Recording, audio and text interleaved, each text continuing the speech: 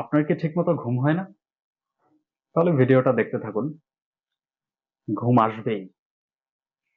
All of us have gone through this experience at least once in our life that a teacher took a class, but it was so boring that we could not help sleeping. কি আপনি কি কখনো ক্লাসে ঘুমান নাই? I don't believe it. নিশ্চয়ই ঘুমিয়েছেন। Okay. When it comes to grabbing the attention of your audience or listener, a number of factors come into play. One of them is the use of hooks. এখন বলতে পারেন hook জিনিসটা আবার কি? এটা দিয়ে কি কাপড় ঝুলায় নাকি অন্য কোনো বস্তু ঝুলায়? ছবিতে যে জিনিসটা দেখতে পাচ্ছেন এটা একটা হুক। এটার কাজ কি? কোনো কিছু ঝুলানো, কোনো কিছু ধরে রাখা। তাহলে যখন আমি স্পিকিং বা রাইটিং এর ক্ষেত্রে হুকের কথা বলবো, সেখানেও হুকের কাজটা কি হবে? I think you have guessed it. মনোযোগটা ধরে রাখা। ঠিক আছে? সো আপনি যদি এমন একজন স্পিকার হতে চান যে কথা বললে আপনার অডিয়েন্স আরামসে ঘুমিয়ে যায়, আপনি যদি এরকম মহৎ একজন স্পিকার হতে চান, এই ভিডিওটা আপনার জন্য না। আর বাকি যারা চান যে না আপনাদের কথা শুনুক, তাহলে দেখতে থাকুন। Once you build up the interest among your listener or audience, they'll be glued to your speech. ঠিক আছে? তো আপনি যদি এটা চান যে আপনার অডিয়েন্স না ঘুমিয়ে আপনার কথা শুনুক, then you can use some hooks. কিন্তু কিভাবে? আচ্ছা দাঁড়ান বলছি। Hooks can be of different forms. Some of them are questions, surprising fact or data, and telling a story. So অনেক ধরনের হুক আসলে হতে পারে। এর মধ্যে আমি প্রমিনেন্ট কিছু হুকস নিয়ে আজকে আলোচনা করব, যেগুলো আপনি আপনার স্পিচের শুরুতে ইউজ করলে আপনার অডিয়েন্সের মনোযোগটা ধরে রাখতে পারবেন। তো তার মধ্যে প্রথমেই আসে কোয়েশ্চেন্স। আপনি একটা কোয়েশ্চেন দিয়ে আপনার স্পিচ শুরু করতে পারেন, যাতে করে আপনার অডিয়েন্স সেই অ্যান্সারটা জানার জন্য আপনার স্পিচ শুনতে থাকে।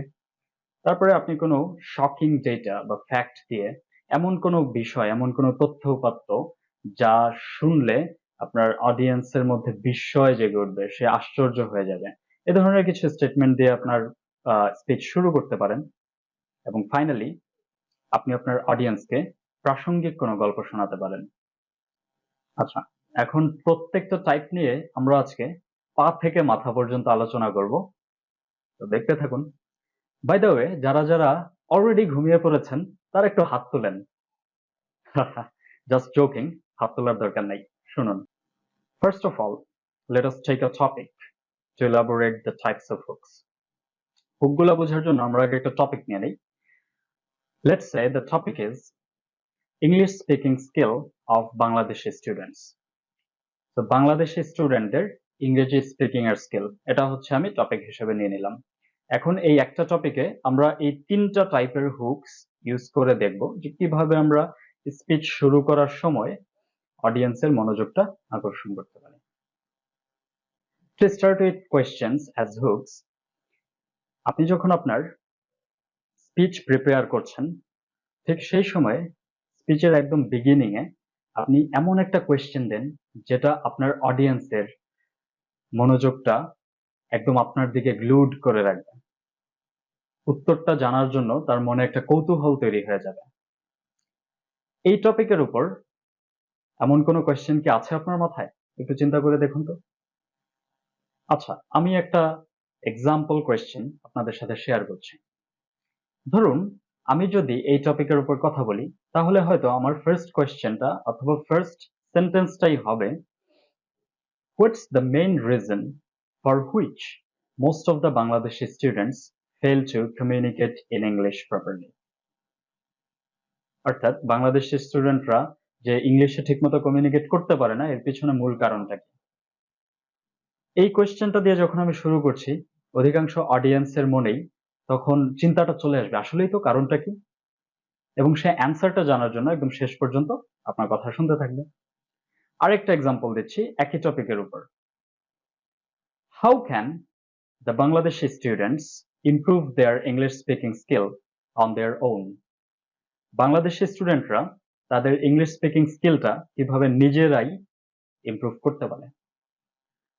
তাহলে আপনি যখন এই কোয়েশ্চেনটা দিয়ে শুরু করছেন, তখন যেসব শিক্ষার্থীরা ইংরেজি স্কিলটা, স্পিকিং স্কিলটা নিজেরা ইমপ্রুভ করার চেষ্টা করছে, তখন তাদের মনে একটা ট্রিগার তৈরি হবে আপনার এই কোয়েশ্চেনটার মাধ্যমে, এবং তারা আপনার ভিডিওটা দেখতে থাকবে অ্যান্সারটা পাওয়ার জন্য, যে আসলে তারা কিভাবে নিজেরাই নিজেদের ইংলিশটা ইমপ্রুভ করতে পারে।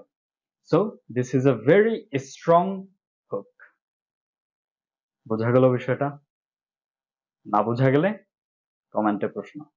Let's move on to the second type of hook, stating any surprising fact or data. অর্থাৎ আপনি আপনার স্পিচের শুরুতেই এমন কোনো একটা তথ্য বা উপাত্ত দিতে পারেন যেটা অত্যন্ত সারপ্রাইজিং টু ইউর অডিয়েন্স।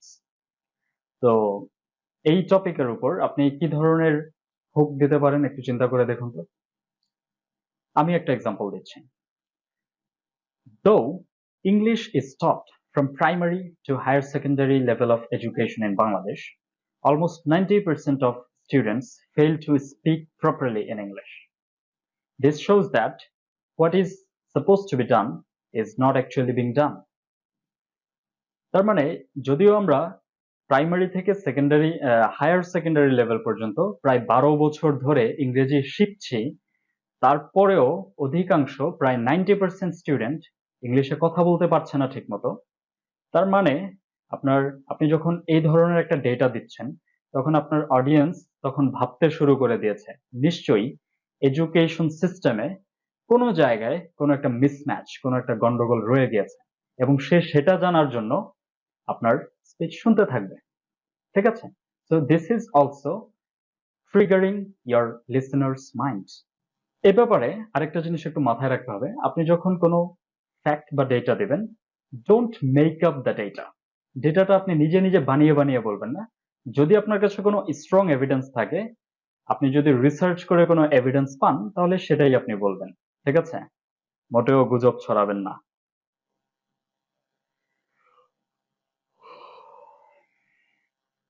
ও, আপনারা এখনো আছেন? ভালো কথা। তাহলে একটা গল্প শোনান। মানে হলো যে the last type of hook is actually story telling. আপনাদেরকে আপনাদের অডিয়েন্সকে গল্প শোনাতে হবে। ঠিক আছে? এবং গল্পটা হতে হবে খুবই প্রাসঙ্গিক। একই টপিকের উপর আমি আমার নিজের জীবন থেকে একটা গল্প শেয়ার করছি। When I was in my high school, I barely had to speak English. This is because we were always instructed to practice grammar and translations. Even we were told to memorize paragraphs and compositions. As a result, I never thought of English as a language. আমি কিন্তু ইংলিশকে কখনো language হিসেবে দেখার সুযোগ ছিল না। এবং আমি জানি এই গল্পটা কেবল আমারও না, এই গল্পটা আপনারও। আপনিও হয়তো একই এক্সপিরিয়েন্সের মধ্য দিয়ে এসেছেন। এই যে মিলে গেল না দুইজনের গল্পটা? এই যে যখন মিলে গেল, তখন আপনি কি করবেন? আপনি হয়তো চাইবেন না একটু শুনি উনি কি বলে, দেখি, উনি তো আমার জীবনের ঘটনাটাই বলতেছে। ঠিক আছে? সো প্রাসঙ্গিক কোনো গল্প থাকলে সেটা আপনি বলুন। আর মনে রাখবেন, মানুষ সেটাই শোনে যেটা সে শুনতে চায়। তাহলে তার জীবনের সাথে রিলেটেড যে বিষয়গুলো আছে, সেগুলো যদি আপনি একটা স্টোরির মাধ্যমে নিয়ে আসতে পারেন, তাহলে আপনার স্পিচ অবশ্যই সে শুনবে, আশা করা যায়। আলোচনা আর বাড়াবো না। বলুন তো আজকে কি কি নিয়ে আলোচনা করলাম? হুক যেন কয় টাইপের ছিল? আচ্ছা থাক, সমস্যা নাই, আমি বলে দিচ্ছি। First of all, you can use questions. Secondly, you can use shocking fact or data. Finally, you can tell or share a story, and it must be very relevant to your audience. আশা করি ইতোমধ্যেই অনেকেই ঘুমিয়ে গিয়েছেন, আর যারা ঘুমান নাই তারা ভিডিওটা আরেকবার দেখেন, তাহলে অবশ্যই ঘুম চলে আসবে। Keep learning even in your dreams. ও আচ্ছা, ভিডিওটা যদি ভালো লাগে একটু শেয়ার দিন। হ্যাঁ, অনেকেই তো আসলে ঠিকমতো ঘুমাতে পারে না, একটু শেয়ার দিলে যদি একটু ঘুমায় আর কি। ধন্যবাদ।